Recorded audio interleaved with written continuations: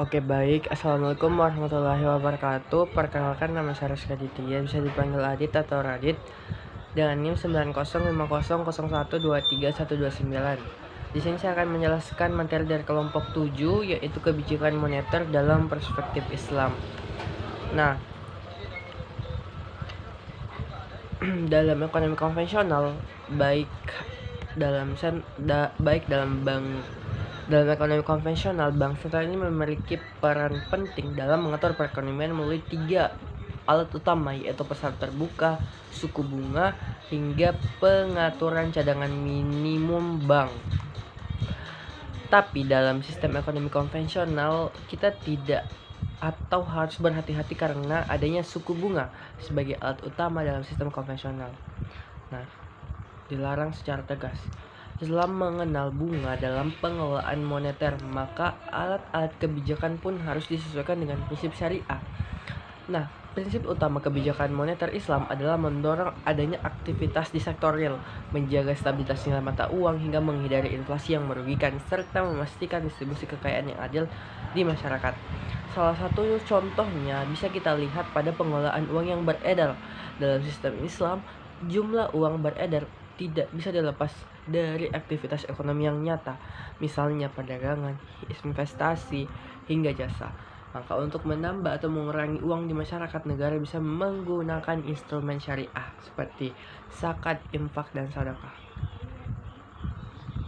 Contohnya, sertifikat Bank Indonesia atau sertifikat Bank Indonesia Syariah atau SBIS ini berbasis jual beli atau akad wadiah, bukan utang berbunga. Nah, lewat SBIS, bank sentral ini bisa menyerap atau menambah likuiditas sesuai kebutuhan, tapi tanpa menggunakan bunga. Atau ada juga sukuk negara yang bisa dikeluarkan pemerintah sebagai alternatif pembiayaan syariah.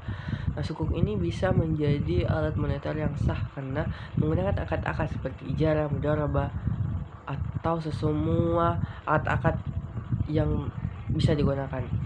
Selanjutnya, dalam konteks pengurangan likuiditas, nah, bank syariah juga tidak menggunakan sistem bunga. Mereka menggunakan mekanisme seperti giro, wadiah, tabungan, hingga interbank flash berbasis syariah.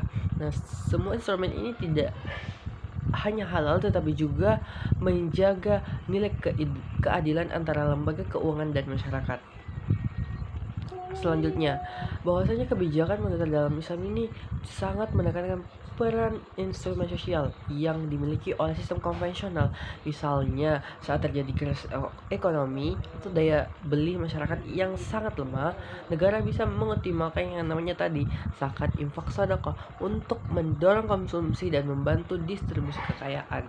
Hal ini tidak hanya membantu kestabilan moneter, tetapi juga memperkuat dan tahan ekonomi rakyat. Bayangkan begini, saat harga naik dan uang kehilangan daya beli. Saat harga naik dan uang kehilangan daya beli, negara tidak serta merata menaikkan adanya suku bunga. Nah, dalam Islam, pendekatan ini adalah memperkuat produksi di sektor real, mengendalikan peredaran uang melalui zakat, serta mendistribusikan sumber daya agar masyarakat kecil tidak semakin terpuruk. Nah, hal ini juga menunjukkan bahwa kebijakan moneter dalam Islam sangat erat dalam kebijakan fiskal dan sosial, tidak bisa dipisah karena tujuan dan akhirnya itu hanya untuk pertumbuhan.